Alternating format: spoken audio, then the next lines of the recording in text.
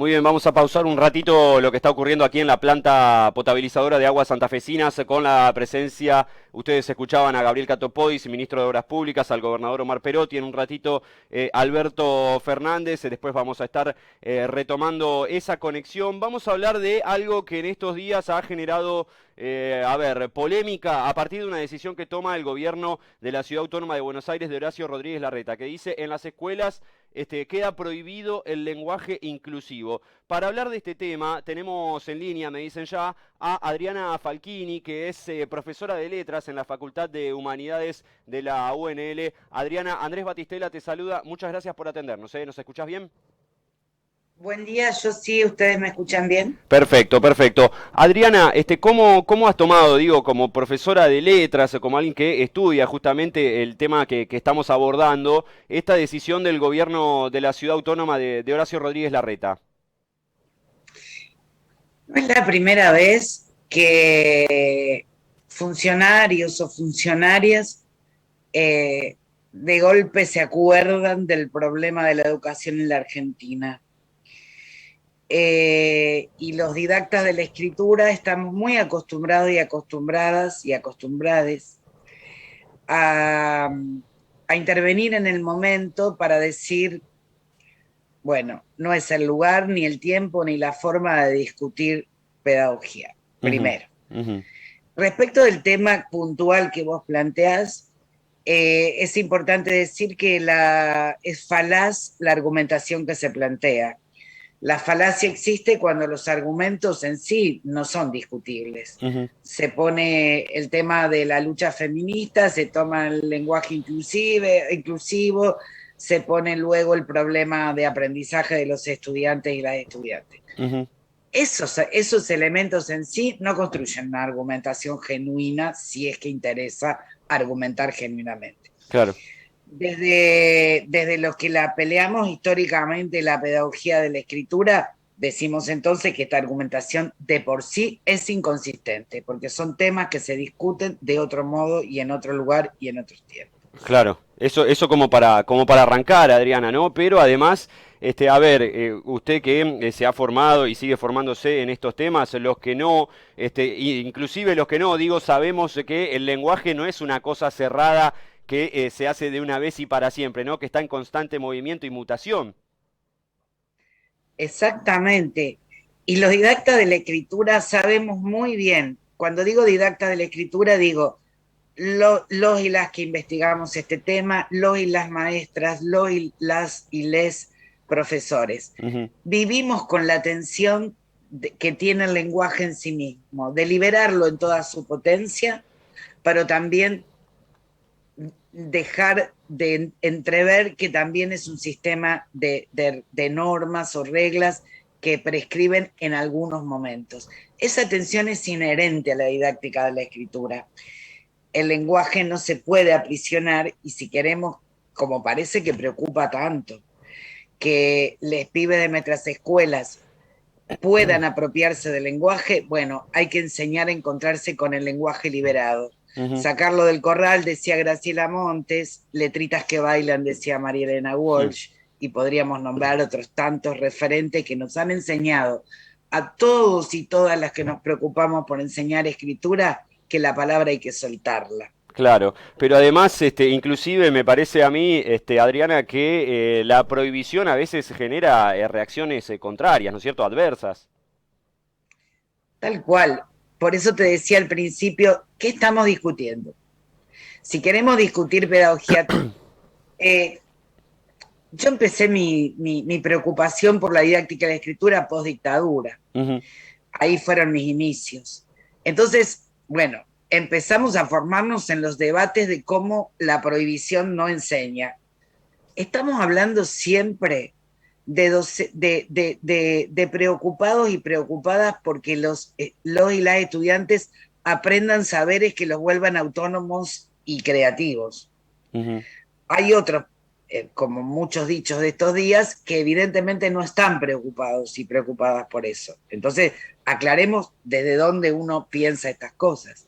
Claro. Por lo tanto, los que nos hemos formado post dictadura tratando de vivir con la tensión que te decía antes, todas estas argumentaciones sueltas y poco argumentadas, son viejas, Claro. antiguas, caducas y fuera de cualquier pedagogía contemporánea que, entérense los funcionarios y funcionarias, los que trabajamos educación la tenemos muy presente, Ujú. no a los éxitos.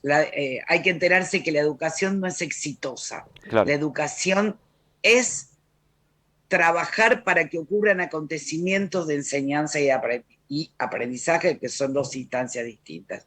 Bueno, nosotros sí, estamos preocupados siempre y preocupadas. Claro, además pensaba yo, ¿no?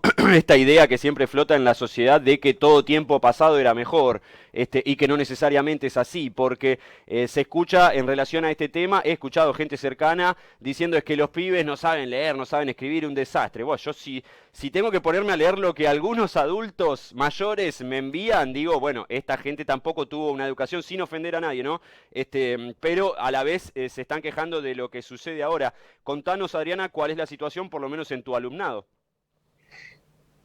Eh, es tan difícil hablar en poco tiempo de estas cuestiones. Ujú. Esas personas están preocupadas por los aprendizajes de lectura y de escritura. Tienen que saber, como sabemos nosotras y nosotras que la remamos todos los días, que para que una persona se amigue, se concilie, se apropie del sistema de escritura y de lectura, tiene que haber un ambiente favorable. Ujú. Pregúntese cada uno y cada una Claro. si ese ambiente favorable existe. Un ambiente de libros, una tecnología cuidada y no privilegiadamente de entretenimiento, nuevas tecnologías, Ujú. muchos y muchas adultas que cuenten cuentos y que se emocionen con la palabra, mucho cine, mucha música. Esos ambientes favorables son los que creamos en las escuelas. Pregúntese, funcionario y funcionaria, si está favoreciendo en sus políticas educativas y culturales que estas cosas lleguen a todas y todos y todos los niños de la nación. Claro. Y ahí estaríamos entonces hablando de política educativa. Preocúpense los funcionarios y las funcionarias de hacer política educativa y cultural, porque los y les docentes tenemos nuestros propios espacios de discusión permanentes. Y Claro. voy a dar un ejemplo. Pertenezco a un sindicato universitario. Este año tenemos una programación que lanzaremos en breve, la teníamos previsto antes, por supuesto, no nos marca la agenda en los dichos de un funcionario o funcionaria errática, autoritaria y poco fundamentada en didáctica, una programación, una discusión entre los pares. ¿Con Ujú. quién vamos a discutir pedagogía y didáctica? Y ahí hay un tema que políticamente es central. Los temas deben ser discutidos con los interlocutores válidos. Claro. ¿Quiénes somos los interlocutores? Los que estamos poniendo el cuerpo todos los días en las aulas. Claro. Adriana, te voy a hacer la última pregunta. Yo sé que este tema da para muchísimo más, ¿no es cierto? Pero bueno, son los tiempos que tenemos también. En relación a por qué crees vos que hay un sector de la sociedad, yo no sé si mayoritario, ¿no? Pero hay un sector de la sociedad que resiste tanto la posibilidad del lenguaje inclusivo y que salen con esas pavadas como no, hay que enseñar braille y qué sé yo, que no tiene absolutamente nada que ver. Bueno, esto sí es muy importante lo que vos te preguntás y la dejamos como problema, lo dejamos como problema e intentamos esbozar algunas cuestiones. Este problema está enmascarando un odio Ujú. hacia determinadas movilizaciones sociales, un odio hacia la libertad de expresión, primero, pero un odio también y una falta de respeto, porque yo sí anoté las expresiones terribles que escuché de ninguneo del movimiento feminista y disidente en la Argentina, Ujú. que hoy es pionero, es referencia en el mundo entero. Ese movimiento viene planteando un montón de cosas. El lenguaje inclusivo es a ver cómo explicar, un pedacito del problema. Ujú. El lenguaje no resistió más Ujú. las evidencias y es un punto de conflicto que se pone en escena para poder pensarnos, repensarnos, vernos. Entonces el problema es la falta de respeto, la falta de consideración, la falta de visibilizar un movimiento social y feminista de larga data, que hoy es una actora política fundamental en la Argentina. Y eso es preocupante. Claro, Hay muchas preocupaciones que desata este problema. claro. Es decir, personas autoritarias tan desacreditadoras, criminalizadoras de la palabra, la acción, resistencia de otros, me preocupa. Claro, sí, sin duda. Nos preocupa. Sin duda. Eso preocupa. Claro. Lo otro, despreocúpese la sociedad.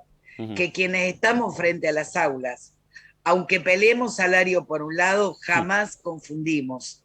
Y la trinchera de todos los días cuando abrimos las puertas es escuchar, reconocer, mirar y tratar de que se apropien de los saberes. Que no es fácil, bueno, la pedagogía y la enseñanza es una tarea de mucha paciencia y Claro. nosotros, nosotras, nosotres lo sabemos y estamos dispuestos a seguir poniendo el cuerpo en eso. Adriana, te agradecemos enormemente por esta posibilidad de charlar contigo en Canal 5 Santa Fe y vamos a seguir en contacto. Muchísimas gracias.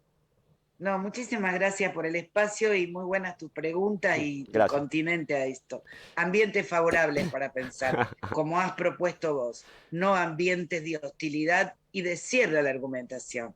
Así que gracias por este ambiente favorable. Muchísimas gracias a vos, Adriana. Chau, chau. Adriana Falchini es docente en la Facultad de Humanidades y Ciencias de la UNL, profesora en letras, y nos comentaba un poco, bueno, pueden revisitar sobre el lenguaje inclusivo.